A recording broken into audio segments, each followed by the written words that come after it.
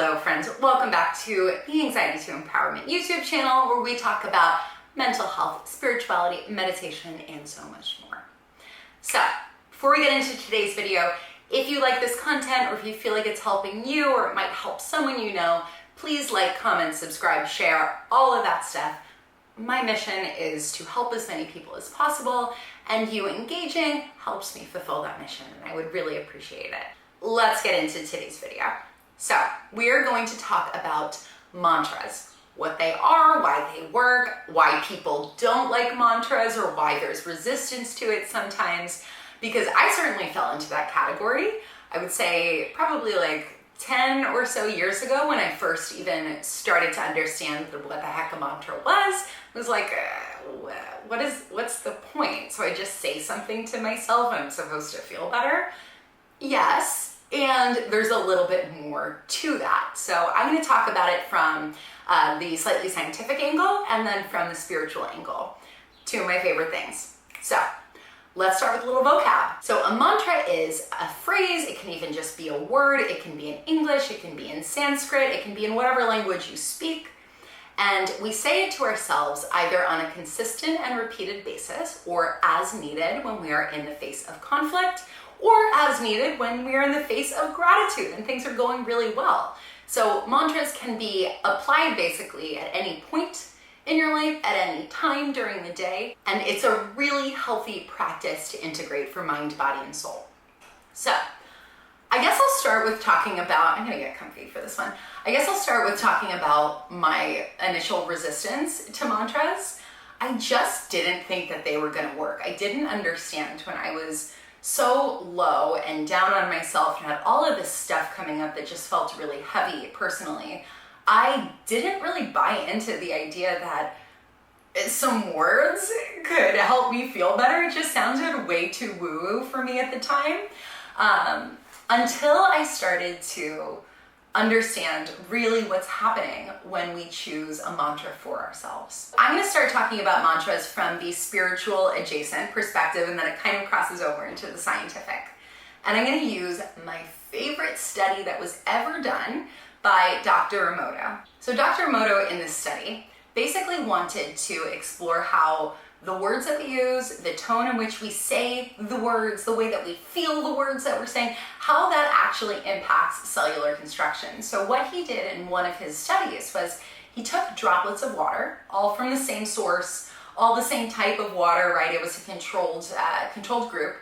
And with some of the droplets of water, he said very kind and loving words, things like peace, prosperity, love, joy, abundance. And to some of the other droplets of water, he said things like anger, grief, guilt, and words that, generally speaking, feel a little bit more weighted or heavy or low or yucky. So what he did with both of these sets is as he said these words to these droplets of water, he set them to freeze. Now, what happens when a water droplet freezes? It turns into a snowflake, or really an ice crystal, but whatever. I like saying they turn into snowflakes. So we know what a snowflake looks like, and there's a million really cheesy things out there, and no snowflake is the same. You're a unique snowflake, whatever. It's true, but we know what a snowflake looks like. I'm going on a tangent. We know what a snowflake looks like, okay? So with the droplets of water that he spoke really kind and loving words to, they turned into what you would know as a normal ice crystal. So it was symmetrical, you could tell what it was by looking at it, and they were very beautiful. A lot of depth to the construction of that ice crystal. Whereas the droplets of water that he spoke negative words to basically formed into, and I'll throw up a link so that you can see some photos, but it formed into, some looked like cancer cells, some looked like caves. So if you looked at that without knowing what you were looking at, there's no way you would be able to say, hey, that's an ice crystal. Doesn't look how it's supposed to look.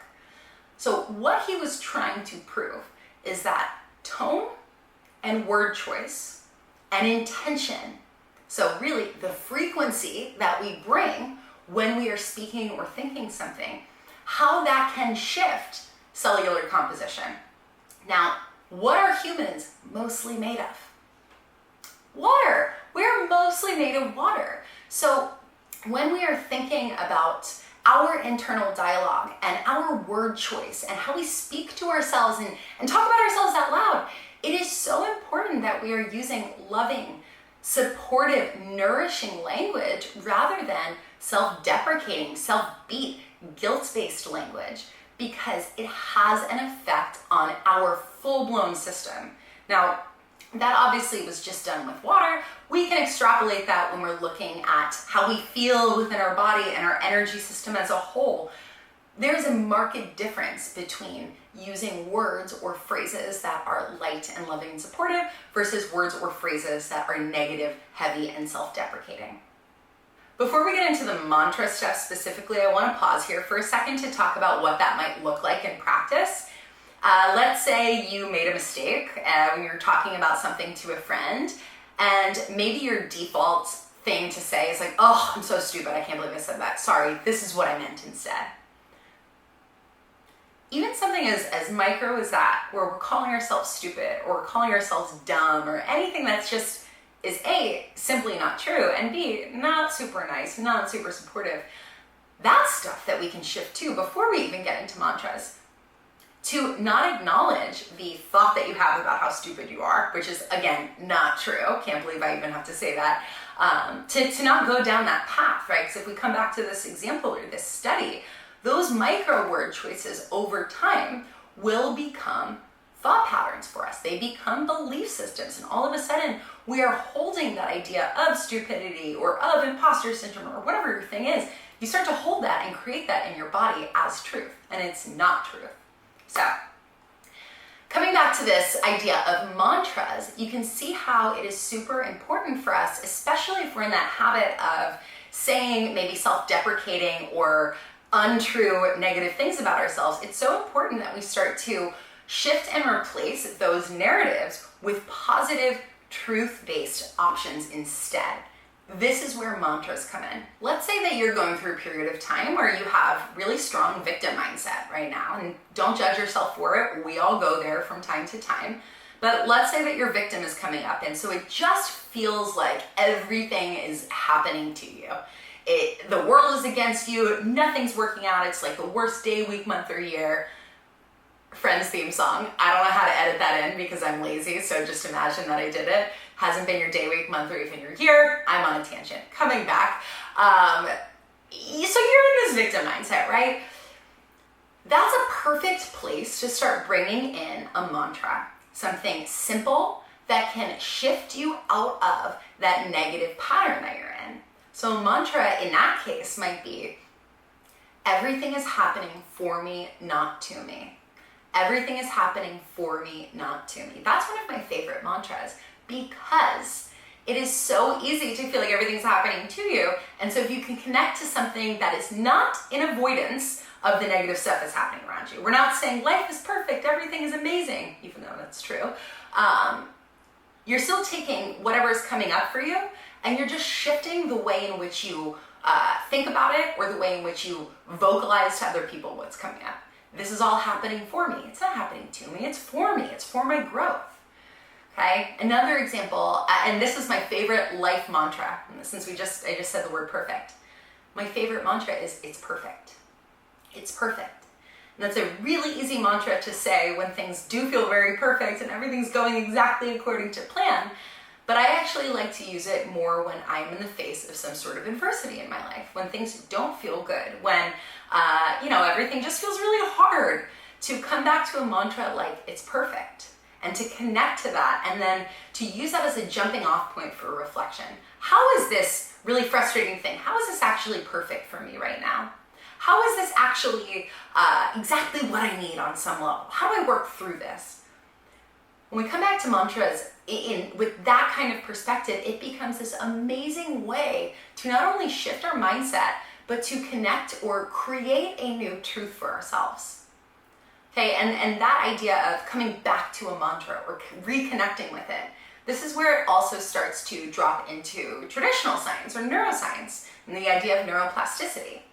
When we are saying something new and different, so in other words, we are telling our mind a new thing to believe over and over and over again, what we are doing is we are training our mind into a new pattern of thinking. There is a phrase in neuroscience, neurons that fire together, wire together, meaning our brain likes to create efficiencies, which is amazing because it should help us. The problem comes when we think the same negative thoughts over and over and over again. We've got to de-pattern, I don't know that that's a word, but we've got to unpattern, repattern, that's the word.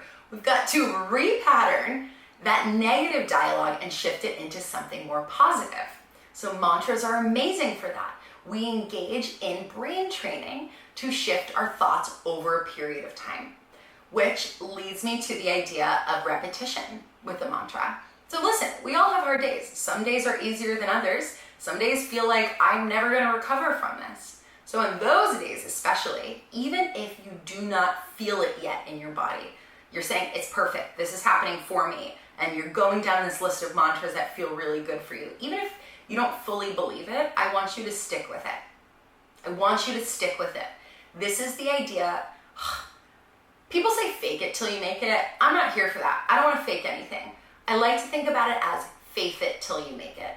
You are putting faith, we're investing faith in how you want to feel. You are investing faith in future you and that version of you and that potential within you. So when you repeat a mantra that is growth-based or nourishing or love-based and you don't connect with it in that moment, that's okay. Don't judge yourself for that. But I don't want you to lose the vision of why you are connecting to this mantra and how you want to feel. This is all a part of the work. All a part of the work. So another question that I get a lot is, how do I pick a mantra? And here's the good news and the bad news. The good news is there's no rule or no specific way that you choose a mantra, which sometimes can feel like bad news because it's like, okay, I need a decision. What do I pick? So if you need a framework, I like to use sort of like a fill in the blank or a Mad Libs kind of situation. So I am blank. I am loved. I am safe. I am perfect. Whatever the energy is that you feel is lacking in that moment. Maybe you feel invalidated. Maybe you feel unworthy. I want you to take the flip of that energy and that becomes your mantra. I am blank. I am mantras are my absolute favorite. I love them so much that I got it tattooed on my wrist. I have Soham, which is the Sanskrit version, which loosely translated is I am. I am all that is. And sometimes I look down my wrist and just say, hey, you are blank. What is it that you need to feel? What do you need to remember about yourself? What do you need to reconnect to? And I think that's a really healthy starting point for someone because you know what you want to feel like. You know the energies or the qualities that you are judging yourself for, that you feel down on yourself for. So find the opposite of that. Find the thing that is nourishing, not judging. Find the thing that is supportive, not deconstructing your self-worth, and turn that into your mantra. The last thing I'll say, and I kind of touched on this a little bit with fake it or faith it till you make it, but again, it is okay if you don't fully believe the mantra in the very beginning. I would say, and I'm going to talk about this in other videos too, because feeling is very, very important when we're meditating and manifesting and just really grounding down in our sense of self. So if you want like a little bit of bonus, what you can do is do your best when you are connecting to a mantra, and maybe you go into a meditation and do it. And I'll create a mantra-based meditation video. See if you can feel into the energy or the feeling of that word. So if your word is loved or your word is safety, I am safe, I am loved, what does it feel like in your body? I like to use starter logs, like Duraflames, but for the mind or for the soul. So if you're like, yeah, I want to feel loved, and I know I felt loved in the past, but I don't feel loved right now. Okay, go into your imagination. Think about the last time that you experienced love. Think about the last time that you felt really safe and really secure. Doesn't matter if it was yesterday or 5 years ago. I want you to find that experience, think about it, imagine it, bring some of those feelings back into the body, and then connect back with that mantra. We can do this. Humans can do this. We recreate emotions all the time. That's what nostalgia is. If I'm like, hey, oh my God, remember that funny thing that happened last week? and we start talking about that funny thing, all of a sudden you're feeling that joy again. If I said, hey, think about the worst day of your life and tell me about it, as you were telling me about it, some of those emotions would come back into your body. We see this with scary movies, right? When you are watching a scary movie, you feel scared. Your life's not in danger, but you feel scared. You are experiencing the event without actually being in the event, okay? So we do this all the time quite passively. Now is the time, especially with mantra-based work, to do it actively. As you create a mantra that you want to connect with and you want to create, you want to feel, connect with that feeling. It's a practice and it is one of the most rewarding practices. It's something that I do basically every day, but it's sort of just on autopilot because like a lot of the other stuff that we talk about on here, we're just training our minds to think and act differently. We're training our soul and our energy system to respond in an expansive, loving way instead of the potentially self-minimizing or lack-based or fear-based ways that we're used to responding from, okay? So that's that. If you have a mantra that really works for you and you want to share it, drop it in the comments. Let's help each other out. And if you liked this video, don't forget to like, comment, subscribe, and share. As I mentioned, my mission is to just help as many people as possible, and you engaging with this stuff and with this work, it helps me to fulfill in that mission, and it means a lot to me. Okay, so that's it for today. I will see you guys in the next video. Mwah!